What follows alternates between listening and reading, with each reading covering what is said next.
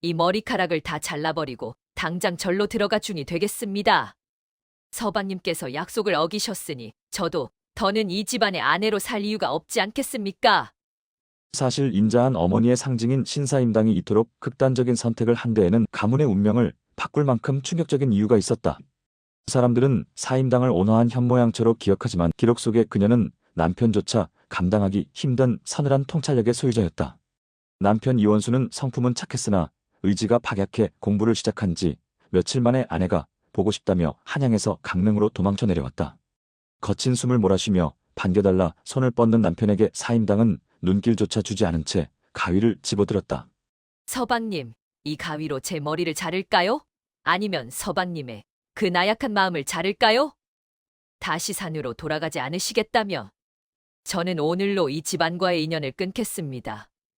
유순한 내조로는 이 남자를 일으킬 수 없다는 것을 깨달은 그녀의 공포 마케팅에 겁에 질린 남편은 결국 눈물을 훔치며 다시 산으로 올라가야만 했다. 남편을 산으로 쫓아버린 뒤에도 사임당의 기센 행보는 멈추지 않았다. 흔히 그녀가 남편의 뒷바라지에만 전념했다고 생각하지만 사실 그녀는 조선시대의 보기 드문 경제적 실권자이자 냉철한 비판가였다.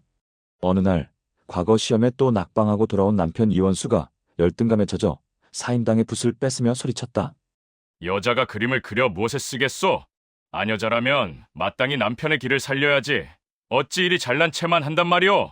그러자 사임당은 한치의 흔들림 없이 남편의 눈을 똑바로 응시하며 대답했다. 서방님, 제가 그린 이 포도 한 점이 시장에서 쌀 몇 가마니로 받고 우리 7 남매의 배를 채우고 있습니다. 차분하지만 뼈를 때리는 이 일침에 이원수는 꿀먹은 벙어리가 되어 고개를 숙였다. 사임당은 남편에게 기대어 사는 연약한 존재가 아니라 스스로 깊게 뿌리내린 거목이었다. 남편이 세상의 풍파에 흔들릴 때마다 그녀는 사내대장부가 고작 그 정도 시련에 무너지십니까? 라며 채찍질을 멈추지 않았다.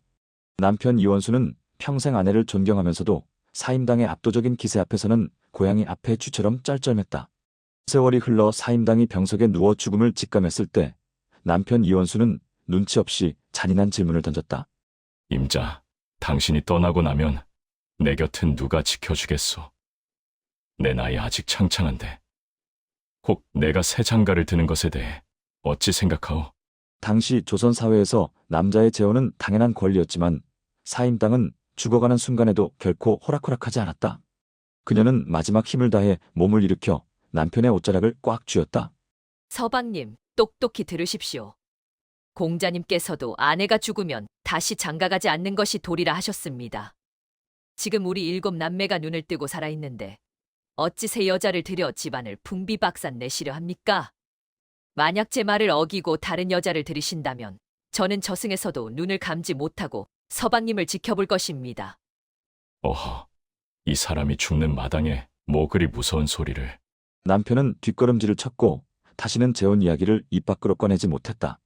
그녀는 마지막 순간까지 현숙한 아내의 가면을 쓰기보다 자식들을 지키기 위해 남편을 통제하는 냉철한 전략가였다. 하지만 사임당이 세상을 떠난 뒤 남편 이원수는 결국 그 무서운 경고를 어기고 말았다. 주막집 여인 권 씨를 집안으로 들인 것이다. 하지만 그 결과는 참담할 정도로 사임당의 예언과 일치했다.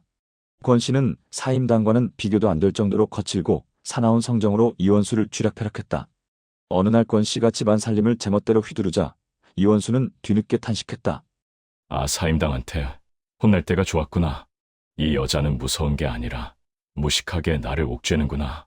이원수는 평생 권 씨의 등살에 밀려 고통스러운 말년을 보냈고 사람들은 이를 보고 사임당의 상견지명을 칭송했다. 사실 이것은 단순한 예언이 아니라 무능하고 마음 약한 남편의 성향을 완벽하게 파악했던 사임당의 치밀한 분석 결과였다. 그녀가 살아생전 남편에게 그토록 엄격했던 것은 무능한 남편을 둔 여성이 조선 땅에서 자아를 실현하고 자식들을 지키기 위해 선택한 유일한 생존 전략이었다. 사임당은 남편의 길을 죽여서라도 가문의 질서를 세우고 자신의 예술적 역량을 지켜냈던 시대와 싸운 승부사였던 셈이다. 후대의 사대부들이 사임당을 현모양처의 전형으로 박제한 데에는 아주 발칙한 의도가 숨어 있었다. 그들은 사임당의 강인함과 논리적인 비판 능력이 두려웠던 것이다. 남자를 압도하는 여성의 천재성을 그대로 기록하기엔 자신들의 권위가 손상될까봐 그녀를 착한 어머니라는 틀 속에 가두어 그 독보적인 개성을 지워버렸다. 부디 나를 아들을 위해 희생한 어머니로만 기억하지 마시오.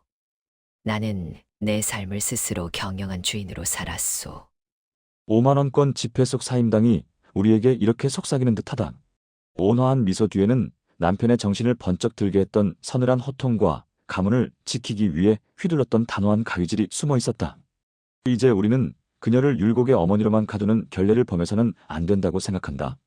조선이라는 좁은 틀 안에서도 기어이 자신의 자리를 만들어냈던 당당한 알파우먼, 신사임당의 진짜 얼굴을 기억해야 한다. 그동안 교과서가 알려주지 않았던 신사임당의 매운맛 일화들, 충격적이면서도 묘하게 통쾌하지 않으신가요?